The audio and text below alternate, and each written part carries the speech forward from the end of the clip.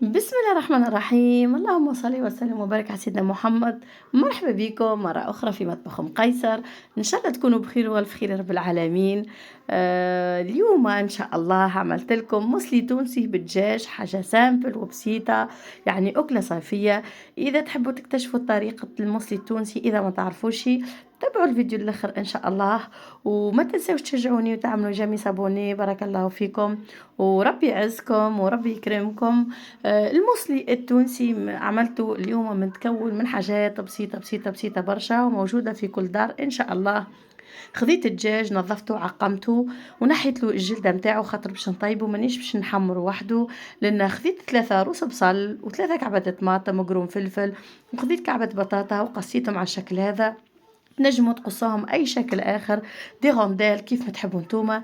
لأن الفلفل قصيته دي غونديل والطماطم كيف كيف والبصل يعني قصيتهم على نفس الشكل. ويقعد لكم الاختيار في قصان الخضرة، يعني لكم نتوما الاختيار وكيف ما تحبوا. بسم الله ما شاء الله. خذيت البلاطو متاعي وأول ما نعمل ناخذ البصل ونفرش بيه البلاطو، نعمل الطبق الأول نعمله بالبصل. يعني نفرش طبق الأول بالبصل. في الموسلي العلوش موجود في قناتي. كنت طيبت العلوش قبل، يعني طريقة أخرى. فما برشا طرق يعني للموسلي متاعنا التونسي. فما موسلي بالحوت، فما يعني أي لو لحم تحب تطيب موسلي تنجم إن شاء الله طيب، يعني وطرق متعدة، يعني وحاجة بسيطة وسامبل الله يبارك. لأن خديت الدجاج متاعي وباش نحطهم نفرقهم ونحطهم بشكل عشوائي، ما نحطهمش على بعضهم. الطبق الثاني يعني ال الطبق الثاني هو يعني طبق الأول البصل والثاني الدجاج. ولنا إن شاء الله باش نزيد البطاطا ونحطها يعني بشكل عشوائي ولا نظموها كيف ما تحبوا انتوما. والطبق هذا يعني ما كومش حاجة يعني مش تفوحوه ويتحط في الفور ديريكتومون، يعني ما ياخذ لكمش وقت. بالكل الخضرة تتقص يعني سهلة. تنجموا تزيدوا القرع، يعني تنجموا تزيدوا القرع الأحمر يجي في المصلي بنين برشا برشا. إذا عندكم إكليل أخضر تنجموا تحطوا يعني عرشة إكليل تعطي بنا ما شاء الله الله يبارك. هذا الفلفل نفرق فيه بشكل عشوائي نحطه فوق البطاطا يعني والدجاج والبصل ما شاء الله. وشوف الألوان متناسقة الله يبارك، يعني أخضر على أبيض ما شاء الله.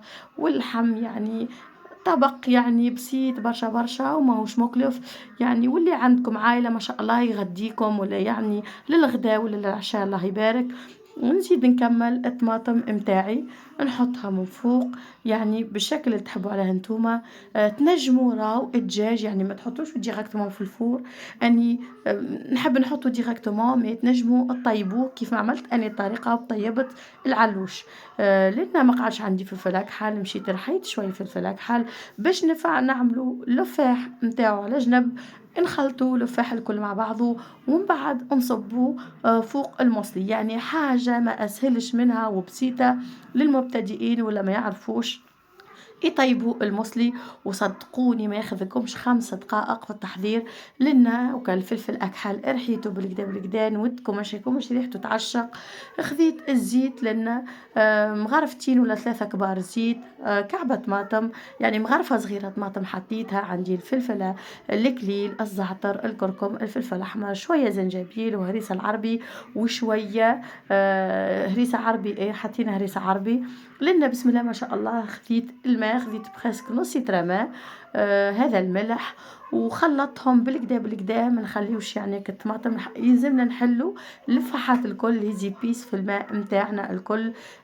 تنجموا يعني اذا حطيت الكليل والزعتر انتوما اذا عندكم نقولكم الكليل ولا زعترك العرشه يعني خضره تنجموا تحطوها من فوق، راهو يعطي بنه تعشق ما شاء الله الله يبارك. لنا نصبهم، نصب الصوص متاعي اللي حضرتها الكل. شوفوا ما حطيتش برشا صوص، يعني بخاسك نصيت راها هاكا قدامكم. باش نحطها في الفرن نغطيها بالبابي كويسون والبابي الومنيوم ونحطه على 200 220 درجة على ساعة وربع هكاك انتي والفرن متاعك. ولنا حضر المسلم تاعي طاب باش نرجعوه ونحطه في الفور نحمروا بالكدا بالكدا. شوفوا ما شاء الله كل شيء طاب، كل شيء طايب لنا جوست باش نرجعوا نحمروا من ودكم ومن شهيكم شكل الريحة نقول لكم يعشق ما شاء الله الله يبارك.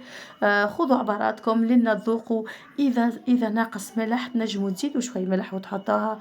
وهذا الشكل النهائي متاع المسلم تاعنا بعد ما حمرته في الفور زدته 5 دقائق ولا 6 دقائق الفور متاعي سخون. وهذا شكله النهائي. وإن شاء الله يكون عجبكم فيديو اليوم البسيط وبارك الله فيكم وإلى الملتقى إن شاء الله.